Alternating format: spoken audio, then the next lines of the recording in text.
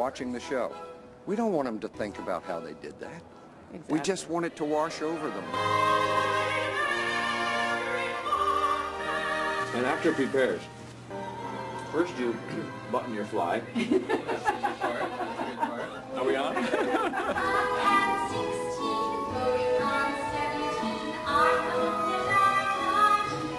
We are ready. If you can see that there are people working backstage, we're doing something wrong. Right. It should look so flawless and so easy and just, you know, the sound of music flowing over the mountains.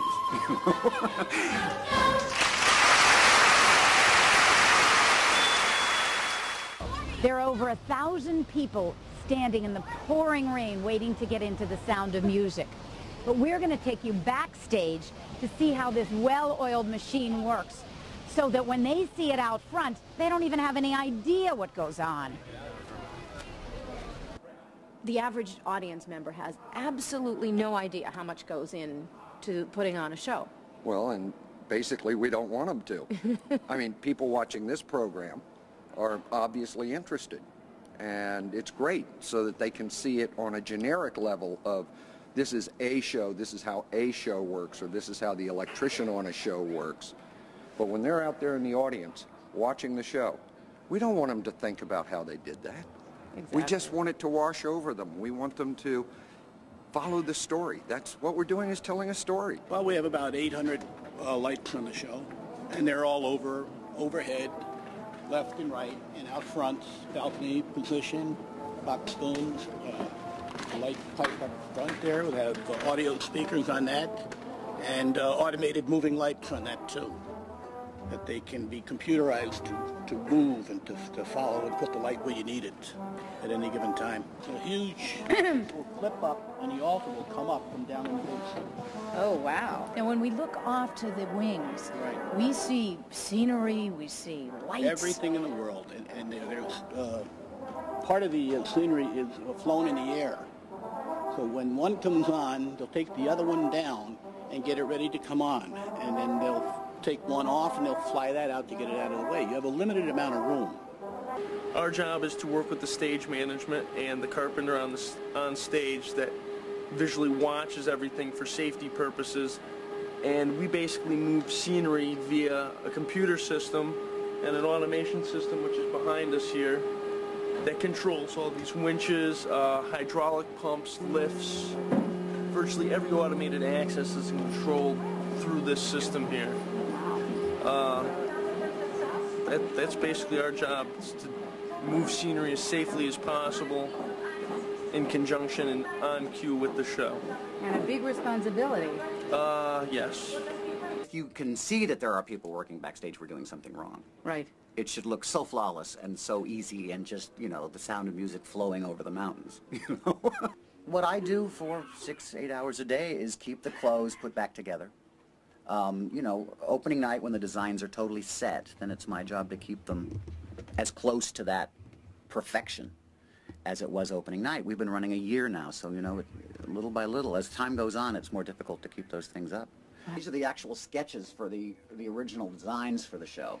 What time does your day start, and what time does it end? On a matinee day, I'm here around 9:30, 10 o'clock in the morning. Wow. And on a matinee two-show day, which today is not, today we just have a matinee, but I'll be here from 10 in the morning to 11 at night. Well, on a dress like this, which is quite expensive, I would guess it's around $6,000 gown. Wow. If in fact the other person would fit in this, we would probably use this. But because she didn't, we had another one made. What happens if you have an actor and they gain a little weight and their costume doesn't start fitting the way I give them a little talking to, but I usually tell actors I gladly take things in, but I don't like letting them out. So people usually are pretty good. Somebody went blind doing these beads. Yeah. Yeah. And it used, well, you know, used to be nuns in the old days, right? It was just kind of ironic in this show. Very difficult now. Right, I wish we had them. Where are they? Yeah, it's very difficult. I mean, the beading, just the technique of beading is becoming lost. It's difficult to find the people. A lot of them are from Europe, Middle European countries. Right. And we love them because, you know, they do it on big looms. It's all work from the back. It's a huge process to do this. And for me, it's not a problem just to fill in little areas because I do one at a time by hand. They use a crochet system working from the back side of the fabric with a little small crochet hook that brings up. And you know, you've probably worn a dress and you see a little thread and you pull it and it goes. The thing goes. That thing, in the final fitting, I'll take a pack of cigarettes if I don't have anything else and put it basically where we'd be wearing the mic pack because it gives you a little, yeah, on fitted garments especially, it's sometimes a problem to find a place to put them. Even though now, when I was an actor, they had those big Vegas, remember those big packs that were like huge? Yeah. We've got now the Sennheisers, which are quite small in reality, but they do make a difference. On something like this, which is a very sleek fit, a lot of times we'll put them on the inner thigh so that the outside silhouette isn't disturbed. I see. Yeah. Now, if somebody pops a button right during the show, somebody has to be there real fast. We knock doing wood it. about that. Yeah, I'll run around. But generally speaking, that things are looked over so well before the show actually goes up that won't happen. Yeah. That's why we're here so early in the morning to check all the hooks, all the snaps, It's a big job. Plus, we have 10 dressers that actually work with the actors. I don't go into the show backstage, and I stay here and do this. But there's 10 people that keep, those clothes, all the pressing, all the steaming, and they're here 4 hours before each show. Generally speaking, an audience member doesn't realize how many people there are that work backstage in a Broadway musical. It can be, I think we have maybe 40 to 50 people total here. I mean, there's lots of people involved.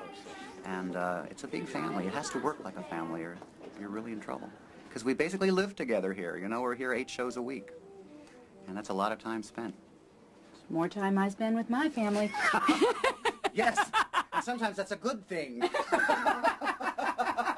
This is George, Bonnie, and George, and you're all on this huge console all through the show. I have never, there's a lot of machinery, a lot of knobs. Yes, it is. In a nutshell, the sound department as a whole controls everything that's heard in the show. You see the names of the characters displayed in this center section. For this scene, we just have the captain and Brigida and these various people that we're controlling. Then the next scene may change that entirely. Go to the next, the names change, as we need them for that scene. So rather than us scurrying down and finding the person or scurrying down here, we're just working it from a central location as needed. Wow. Now, these monitors are for what? The top one there is the conductor monitor, a picture of the conductor up close that I see and that they see all over the theater. Pretty much everyone follows him. All the performers are wearing radio mics on their heads. So it's your job to, when they go off stage, to turn that mic off so that we don't hear the backstage conversation? Is that? Yes, yes. That's the dream. Now, who would be the person that actually decides that, the mic goes back here or wherever, or where the wires go so that you don't see it? Sometimes the actor will actually say, I like to have my mic here or here or here. Sometimes they'll say, and if the costume allows, then they can do whatever, they can pretty much do what they want. That's really rare. That's the joy of live theater. It is. The joy of live theater is getting to know your coworkers as you go burrowing around under their clothing. Hi, Dennis. Do you mind if we came visit you when they put your mic in your mouth? I'm asking you, and you can't say no. Yes, he can. You can say No, we hope you will. It's fine. It's fine. That's an interesting process. Yes, you do your hair so well.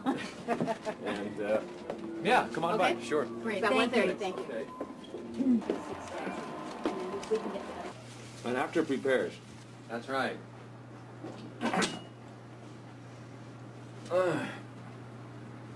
First you button your fly. That's the good part. That's a good part. Are we on? I mean, this is fairly typical, I think. The actors typically wear their transmitter, which is in here. Actually, let me show it to you before we get all excited. Transmitter has batteries in it, has a little red light, tells you it's on, has an antenna, and has a microphone. And that's the size of the mic. So the actors wear their transmitters somewhere on their person, depending on their costume and other factors, where they're comfortable with it. We have these little toupee clips on the microphone. I don't know if you can I can see it. see them. Yeah. Just they are sewn onto the cable. We do that for each actor depending on their hairstyle and their head. We put them on in different places, so it's going to sit on their head appropriately. It's fabulous because you don't even see it. Yeah, that's the So many shows you see, you know, this big thing here or here where it's really noticeable. Yeah, well, we certainly try to avoid that. I'm not done back here. Of course not. Of course not. Once you get used to them, I mean, you have the advantage of you don't have to project to the back of the house on every word, so you can have a much wider range of volume. If I'm in an intimate scene, you know, at very close range, I don't want to be shouting. Right. Ideally, and if this affords me the ability not to have to speak real loudly. Well, I've Still watched heard. it go in and I can't even see it. I mean, that is really professional. It's fabulous. This is the hair off the head. That's right, that's right. Yeah, we're Now we see Rebecca's mic just going over. this is my hair. Yeah, we'll put it underneath the hairpiece.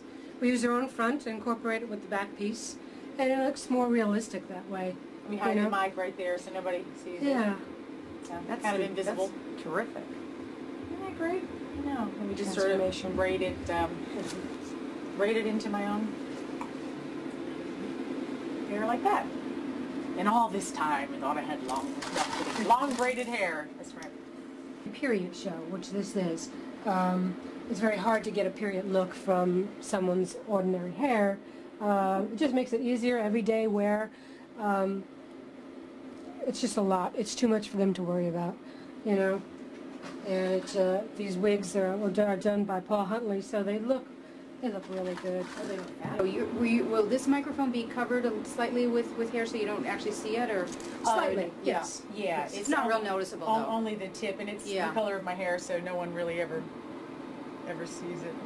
Between Carol and I, we both pin it. Right. Now, put it in every night. You being the star, you get star treatment, and you get somebody actually doing this for you. I know. I don't think I would. You know, I'd have to come in at 4:30 if I did my own hair. What time do you actually have to come in? I arrive about an hour and a half before curtain. That's still not half hour. It's an hour and a half. Yeah. And Carol, what time do you have to be here? About an hour and a half as well, before half hour. I have a wig, a full wig, but that's because there's no time to take my hair down and set it at intermission, so it's a necessity. And like Carol said, Paul Huntley's wigs are so, the lace is thin and it looks so natural. You know, it's a little thinner than most theatrical lace wigs. Right. Right? Right, they're called movie lace. Yeah. And I barely tell. So they look... And I take it these wigs are rather expensive if they are so high quality. Mm-hmm. Very. This is a real hair. Right, real hair. Wow. Wig. Yes, human hair. It does feel comes from Russia. And it's almost like virgin hair. Just a lot healthier. Virgin hair. And so you're leaving, and where are you going? Well, don't really know. I'm going to be working on a few albums and just relaxing and having a life. So that until something else comes along. So Basically. do you know who's going to replace you? Yeah, my understudy, Laura Benanti. Ah, lucky for her. 19-year-old Laura Benanti. Yeah, it's a Hey, great. those are the breaks It's a great. wait for. I know. It's a great thing for her. It is. She's lovely. Yeah. So she takes over with Richard Chamberlain. Wow. On March 10th. Well, that's a very nice big break for her. Yeah. Yeah. Big one. Huge. Bless you. I hope I work again, as all actors ask themselves after they leave a show, you know. You wonder.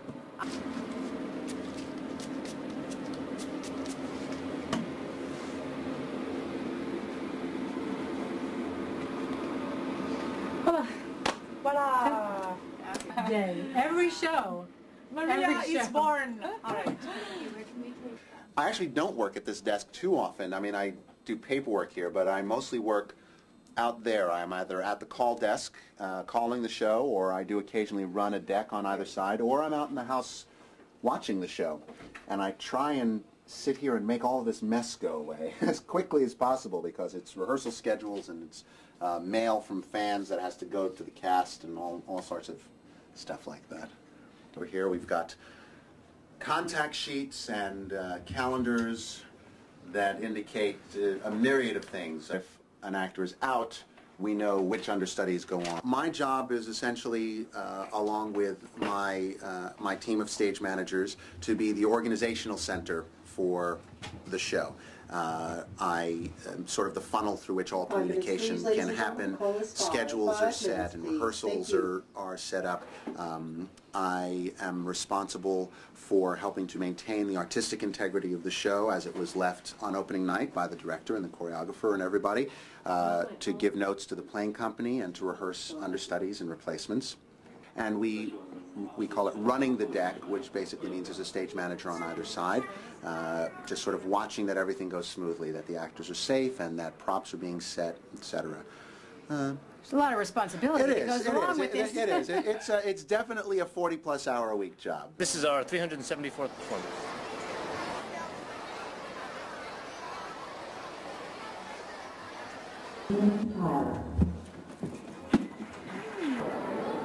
Hello, sir. We are ready.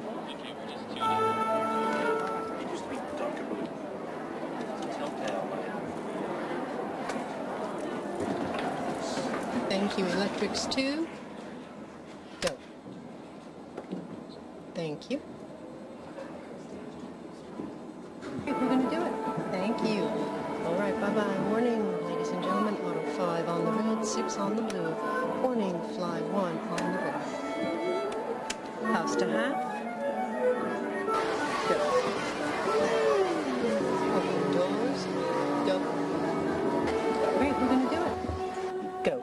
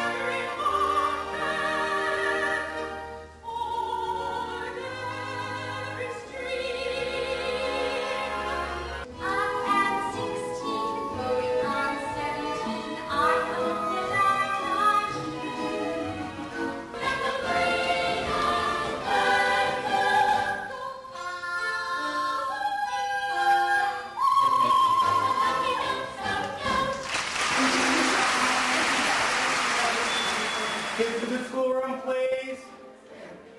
Everybody in. Kids to the schoolroom. They're going to get notes. Vanessa. My name is Vanessa Brown, and I'm one of the child wranglers here on Sound of Music, which means that we're in charge of the children from the time their parents drop them off before the show until they pick them up when they come back.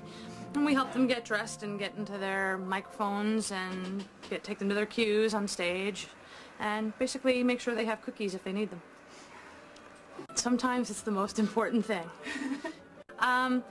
We've had a scare now because flu is going around, and we have kids who are out and kids who are sick, and there's always the game, what if both of the boys are sick and they only have one understudy to cover them, what will happen? And the kids love to play that game, but so far it hasn't come up. And that's always kind of a terrifying idea. I get here about 45 minutes before the show starts. And I leave about 15 minutes after it ends. And, you know, before the kids are in the building, they all have to be here at 25 after the hour, so at 35 minutes before the show starts. And they come in and they do a vocal warm-up with the musical supervisor, and then they get into their costumes and they do their makeup. And then they usually do another warm-up with the director, which they're doing now, with the assistant choreographer. And he's warming them up. And then they go on and they do the show. Thanks for reading, guys. See ya. Enjoy. Hi, I'm Jamie. Hello. Hello. And this is Tracy Allison Walsh. Hello. And you, Christina Ambry. Hi, Chris. We almost have everybody. I think we're only missing two. So, guys, you want to come in here for a second?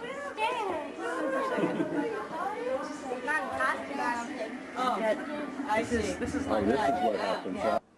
I'm Lou Taylor Pucci. I'm 13 and I play Friedrich. I'm Marshall Pillett. I'm 11 and I play Court. I'm Andrea Bowen and I'm 8 and I play Marta. I'm going to be 9 in March.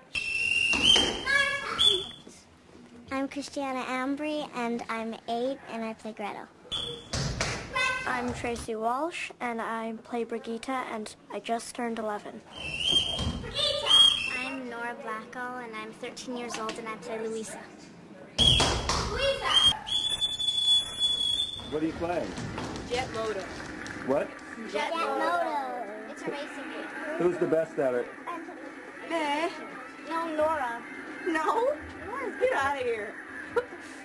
We have a really good group of kids here. You know, people always want to hear like horrible children's stories, but there's not. We have really good kids here. I'll miss you. Be good. Okay. They're so cute, aren't they?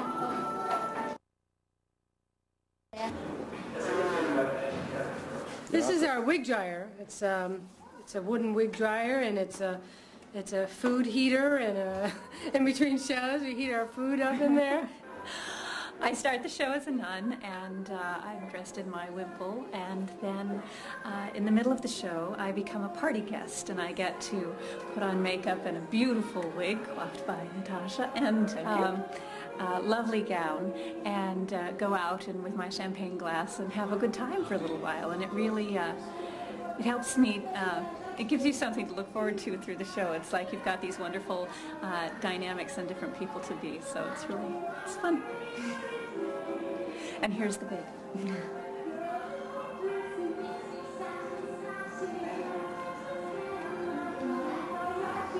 For your pose. Voila. I play two parts. I play Sister Berta at the beginning, who sing How Do You Solve a Problem Like Maria? And she's the mean one, the flibberty-gibbet nun. And then this is my trio, the Singerbund, where we come out and we yodel at the party and win at the end. Third prize. Third prize. Up close, you can see this teeny little film, but from the back of the house, there's no way that you can see that. Isn't that amazing? It is. And I believe if this is film lace, so that it's so fine. Is that right, Carol? The film lace? It's so fine it can't be seen.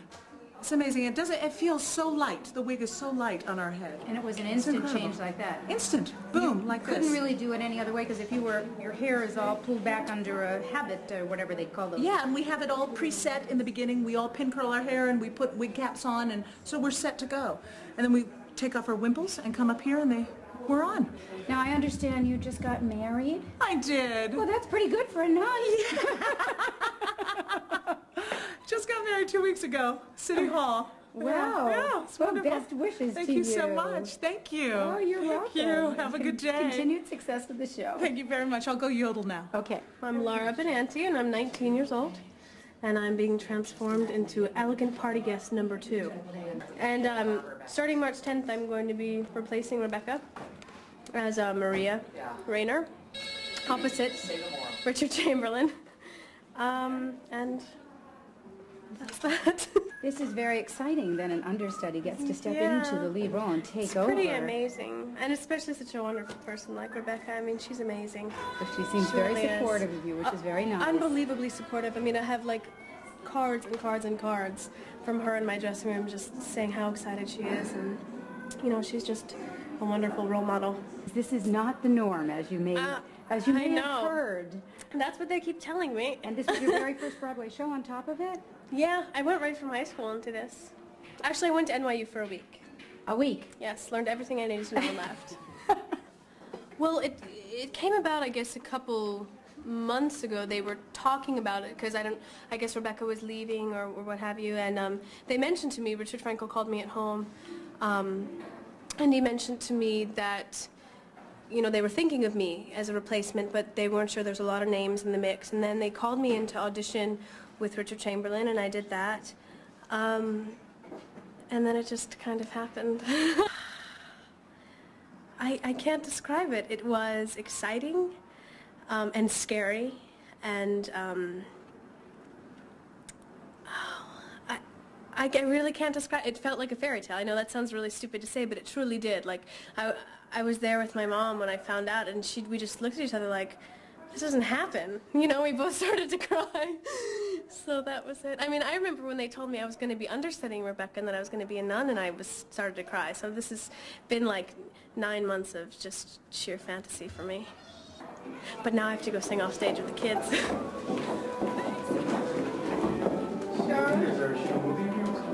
Yes. Stand back. Yeah. Look. I want you to go a little further today.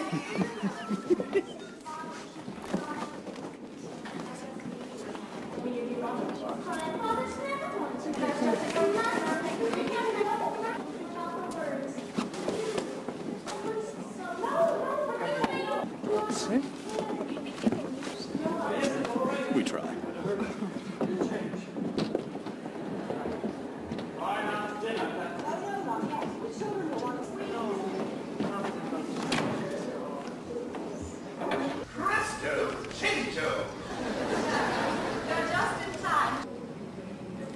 Well, we were shooting backstage, but then we heard that Maria was getting dressed for her wedding in the lobby.